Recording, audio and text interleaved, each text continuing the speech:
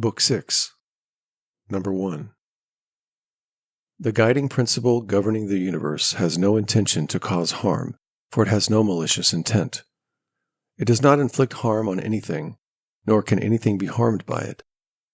Everything is created, developed, and perfected in alignment with this guiding principle. Focus on fulfilling your duties regardless of context. 2. Whether you are feeling cold or warm, tired or rested, criticized or praised, facing death or engaging in other activities, none should affect your devotion to doing your duty in earnest. Dying is one of the expected acts of life, so when you face it, strive to do it well. 3. Take time to reflect, to be mindful of the peculiar qualities of your surroundings, and be grateful for the value they bring to your life. 4. All material things are transient and subject to change that will be reduced to vapor or dispersed. 5. The guiding principle governing the universe is conscious of its nature, actions, and matter influenced and shaped by it. 6. The best way of avenging yourself is not to become like those who wronged you. 7. Take pleasure in one thing and rest in it, in passing from one social act to another, thinking of God. 8. Your own ruling principle has the power to activate and direct itself, thus shaping your character according to its will and determining your perception of the world. 9. The nature of the universe governs all actions and outcomes, therefore. Nothing that happens can be guided by any other nature, whether it encompasses the universe from outside or is something that is contained within our universe, or something separate and independent. 10. If the universe is merely a chaotic dispersion of events and matter, then there is no reason to be concerned with anything beyond the inevitable fate of becoming part of the earth again. However, if the universe is characterized by unity, order, and a guiding providence, then one should have respect and trust in that governing force. 11. When circumstances compel your disturbance, be quick to reclaim your equilibrium, for your ability to be in harmony depends on how often you choose to return to it. 12. If you have both a stepmother and a mother, where your stepmother symbolizes your duty, and your mother symbolizes philosophy, just as one would show respect and duty to a stepmother while feeling a deeper connection and a comfort to one's mother, you should respect and fulfill your duties in life while frequently returning to find solace in philosophical reflection. 13. When we look at food such as meat, we should recognize it for what it truly is, the dead body of a fish, a bird, or a pig. Similarly, when we look at fine wine, we should see it just as grape juice, and a luxurious purple robe is merely sheep's wool dyed in the blood of shellfish. By perceiving these things in their most basic form, we can discern their true nature, and in so doing dispel our impression of their extravagance. We should apply this principle all through life to see the real nature of things that appear on first impression worthy of our praise and admiration. This practice can prevent our being deceived by appearances that can mislead our reasoning by making us believe that we are dealing with things of great importance. Consider what the philosophy Crates said about Xenocrates, highlighting that even respected individuals and ideas should be critically examined to see their true worth. 14. Most people admire things that are held together by physical cohesion or natural formations, such as stones, wood, fig trees, vines, and olives, things that exist in nature and are valued for their material presence.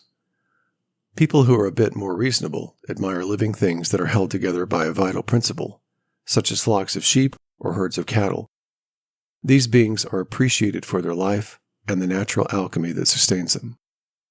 Those who are more educated admire entities that possess a rational soul, but not a necessarily and deeply philosophical rationality. These might be experts or individuals who use their rational faculty in some practical or specialized way. The highest level of admiration is held by those who value the rational soul in its most universal and socially oriented form. Such individuals value a soul that is aligned with reason and suited for public life. They maintain their spiritual integrity by behaving in a rational and socially productive manner while striving to collaborate with others who share the same orientation to life. 15. Some things are coming into existence, while others are fading away. This continuous cycle of change renews the world in perpetuity, much like the passage of time refreshes the infinite span of the ages. Why should people place value on anything in this unending flow of impertinence? For it would be like falling in love with a sparrow in flight, which is already gone from sight the moment you notice it. For human life itself is just as ephemeral as our breath. The air we inhale and exhale every moment is analogous to the breath of life we received at birth and will eventually give back to the world when we pass. 16. Natural movements like transpiration in plants, respiration in animals, sensory impressions, reacting to desire like puppets on strings, assembling in groups, and eating food, are basic functions shared with all living things and do not hold intrinsic worth. What then is worth being valued? Is it the pursuit of fame and the desire for public applause? For praise from many can be reduced to the mere clapping of tongues and is therefore worthless. True value lies in the ability to govern oneself and align one's actions with one's true nature. All occupations and arts aim to create something for an intended purpose. For example, vine planters, horse and dog trainers all work to adapt their subjects to perform their intended purpose. The role of teaching youth aims to cultivate a person to fulfill a purpose which aligns the individual with their proper constitution, and if one achieves this, there is no need to seek anything else. By ceasing to value superficial things, one can attain freedom, self-sufficiency, and peace. Failing to do so leads to envy, jealousy, and suspicion of others who might take away those valued things. It results in a state of constant turmoil, leading to either blaming the gods or external circumstances. Honoring your own mind brings contentment and harmony with society and the gods. 17. All around us are the movements of nature's elements, earth, air, fire, and water, but the motion of virtue subtly advances on a higher plane. 18. How strange people act, for they undervalue the praise and recognition from contemporaries while seeking approval of heroes and legends they will never meet. For it is irrational to be concerned with the praise of posterity, as it is to grieve over not being praised by those who live before us. 19. If something is difficult, do not think it impossible, for if something is possible for any human being and aligns with human nature, it is achievable. 20. In gymnastic exercise, if someone accidentally harms you, then you don't react with anger, offense, or suspicion. You do not label the person as a malicious enemy. Instead, you remain cautious and take steps to avoid further injury by staying out of their way without harboring ill will toward them. 21. If someone can convince me my thoughts or actions are wrong, I will gladly change, for I have a genuine pursuit for truth, by which no person was ever injured. He who abides in error and ignorance is the injured. 22. I do my duty and remain undisturbed by things that are either without life, rational faculty, or have lost their way. 23. As animals and inanimate objects are without reason, we should make generous use of them. But toward human beings who possess reason, we should behave with a social spirit, fostering cooperation, empathy, and kindness. On all occasions, call upon the gods for guidance and support, and do not be concerned about the length of time you dedicate for this purpose, for even 3 hours is sufficient. 24. Alexander the Macedonian and his groom were brought to the same fate, either returning to the governing principle of the universe or dispersed among the atoms. 25.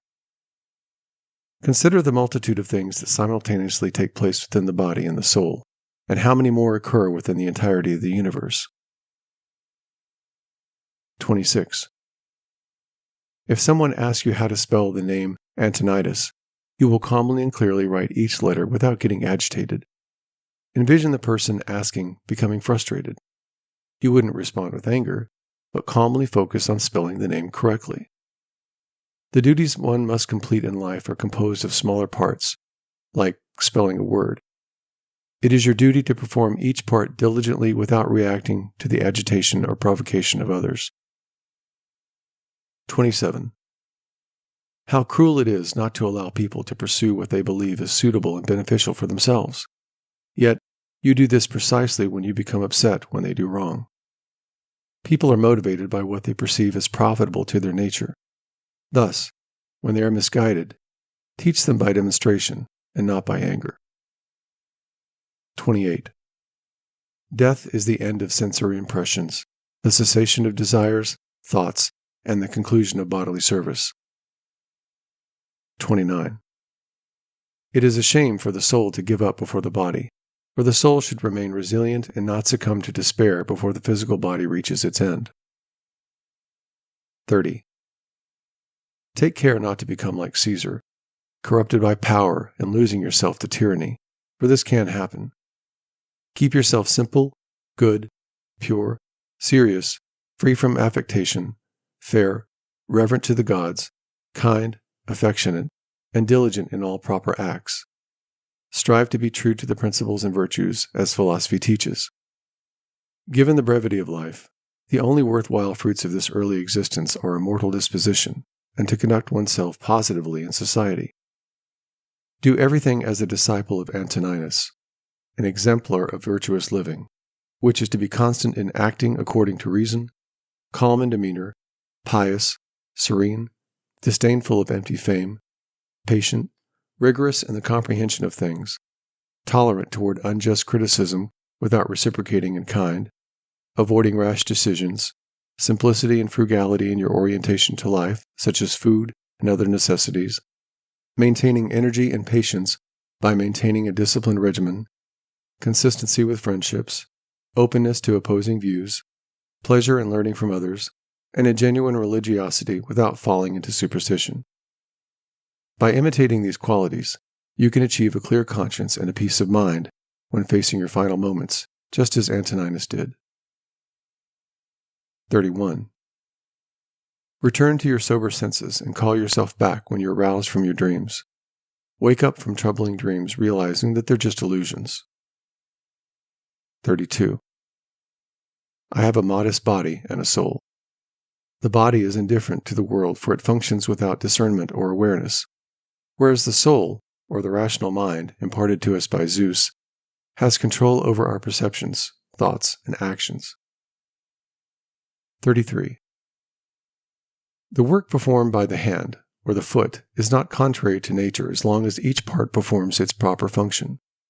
The foot is meant to do what feet do, and the hand is meant to do what hands do. There is nothing unnatural about each part fulfilling its intended role. A person's labor is not contrary to nature when it aligns with what they are naturally meant to do, and if the labor is not contrary to nature, neither can it be considered harmful to them. 34. How many pleasures have been enjoyed by robbers, patricides, and tyrants? 35. Do you see how craftsmen make allowances for those who are not skilled in their craft? They accommodate others while remaining committed to the purpose of their art. It is strange if professionals like architects and doctors respect the principles of their own practice more than an individual respects their own rational mind. 36. Asia and Europe are corners of the universe. All the sea is a mere drop within the vast expanse of the universe, and Mountain Athos is just a small clod of earth. All the present time is just a point in eternity. All things are small, changeable, and perishable. Everything originates from the universal ruling power, either directly or as a consequence. This includes the beautiful aspects of nature as well as the harmful ones, such as lions' jaws, poison, thorns, and mud. These aspects of nature are byproducts of the grand and beautiful, emerging from the same universal source, and so one should not view harmful things as fundamentally different from the things that one venerates. Instead, form a just and fair opinion about the source of all things, recognizing that everything comes from the same universal source. 37. He who has seen the present has seen it all, both everything which has taken place from all eternity, and everything which will be for time without end, for all things are of one kin and one form. 38. Frequently consider the connection of all things, how they are all implicated and cooperate. For one thing comes after another by virtue of the active movement and unity of substance to the broader whole. 39. Accept and adapt your circumstances and love the people around you, but do so sincerely. 40.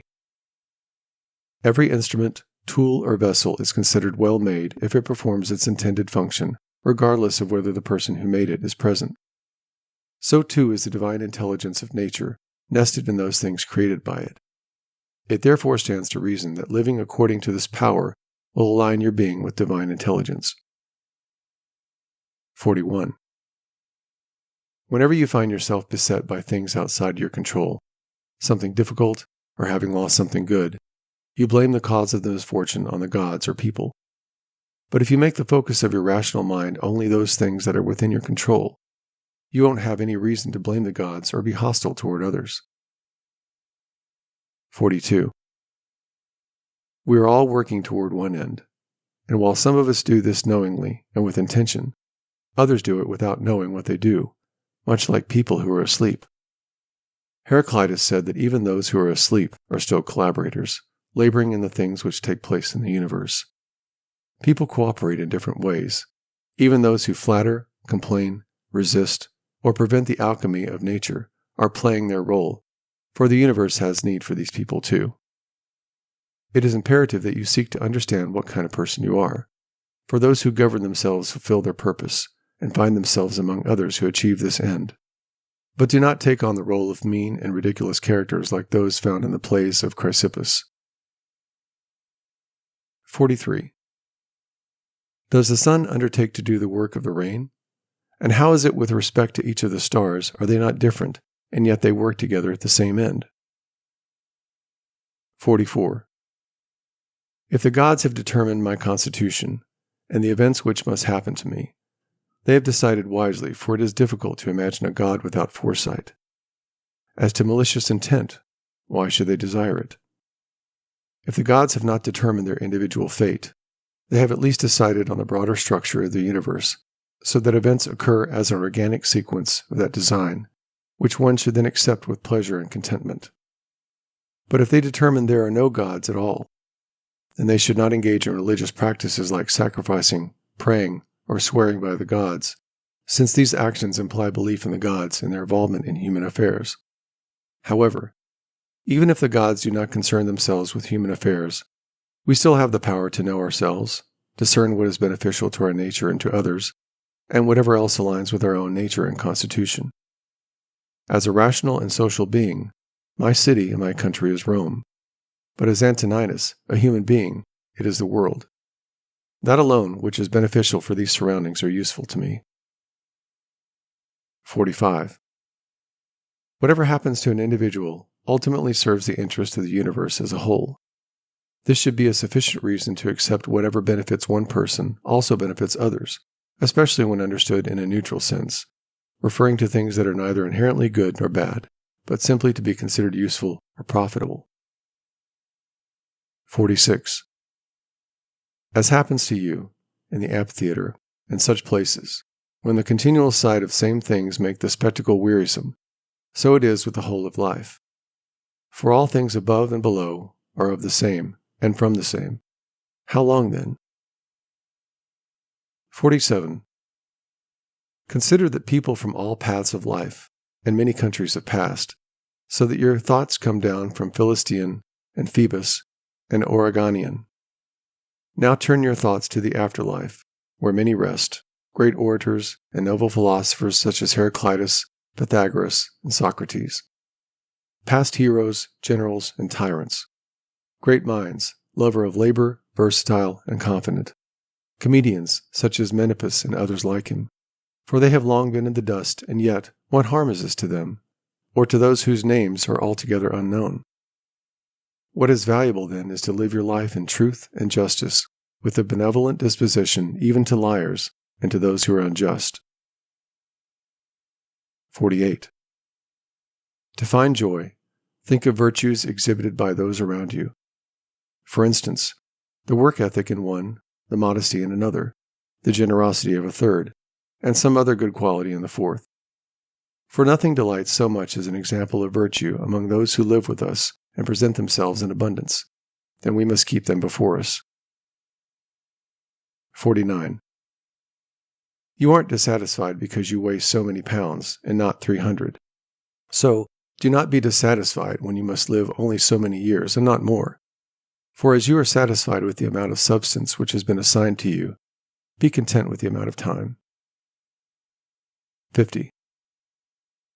Let us try to persuade them and go so far as to act against their will when the principles of justice lead that way. If, however, any man by using force stands in your way, be tranquil and content, and recognize it as an opportunity to demonstrate some other virtue. When you set out to achieve something, recognize limitations and understand what is possible. Thus, your desire will be directed toward a genuinely virtuous effort, rather than securing an unattainable outcome. 51. Those who love fame consider another's activity to be their own good, and those who love pleasure, their own sensations. But those who understand their purpose according to nature only consider whether their acts are good. 52. It is in our power to have no opinion about a thing, and not to be disturbed in our soul, for things themselves have no natural power to form our perception of them. 53. Accustom yourself to attending carefully to what is said by another, and what they have on their mind.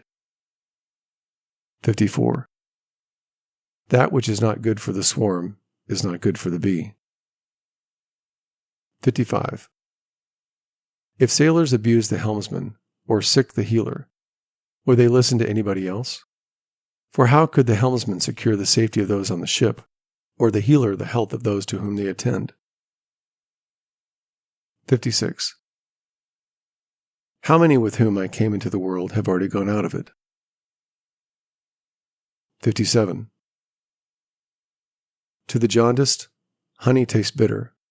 Those bitten by mad dogs fear water, and to little children, the ball is a fine thing. Then why am I angry? Do you think a false opinion has less power than bile in the jaundiced person, or the poison in him who is bitten by a mad dog? 58. No man will hinder you from living according to the reason of your own nature, and nothing will happen to you contrary to the reason of the universal nature. 59. What kind of people are these people who want to please, to what end, and by what kind of acts? How soon time will cover all things. How many it has covered already.